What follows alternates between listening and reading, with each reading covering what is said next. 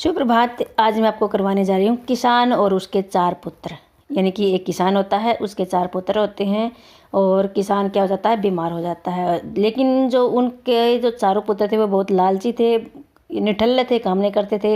लेकिन किसान था वो बेचारा सारा दिन लगा रहता था अपने, वो किसके लिए करता था, वो अपने बच्चों के लिए ही करता था। लेकिन जो उसके बच्चे हैं वो कुछ भी नहीं समझते थे कि हमारे जो पिताजी हैं वो हमारे लिए ही मेहनत करते हैं। उनको तो बस अपना बाहर का आराम से मिल जाता था, उनको कोई चिंता नहीं थी। लेकिन उनको बाद में पता चलता है कि एक जो किसान होता है वो बीमार हो जाता है। तो यहाँ से एक ऐसी ही एक कहानी, इस कहानी में सारा कुछ बताया गया है कि एक किसान के 4 पुत्र थे। वे परस्पर लड़ते झगड़ते रहते थे। किसके लिए?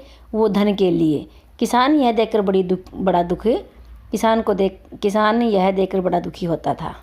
इसी चिंता में किसान बीमार हो गया। मरने से पहले उसने अपने 4 पुत्रों को सुधारना चाहा कि वो ऐसा बीमार हो गया कि उसके बचने की हालत नहीं थी। उससे पहले वो अपने 4 पुत्रों को सुधारना चाहता था कि एक लास्ट और अंतिम योजना है जो इससे मेरे बच्चे सुधर सकते हैं। उसने एक योजना बनाई, यानी कि योजना सोची। उसने अपने पुत्रों से लकड़ियों का गट्ठा मंगवाया और तोड़ने के लिए कहा। प्रत्येक ने गट्ठे को तोड़ने का प्रयत्न किया, किंतु किसी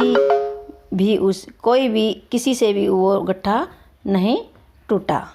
फिर उस किसान ने उन्हें एक लकड़ी तोड़ने के लिए कहा, यानी कि एक एक लकड़ी लेकर तोड़ने के लिए कहा। प्रत्येक ने गट्ठे को तोड़ने का प्रयत्न किया, किंतु कोई भी उसे न तोड़ सका। फिर उस किसान ने उन्हें कहा कि एक एक तोड़ने के लिए कहा। सबने आसानी से लकड़ियाँ तोड़ दी।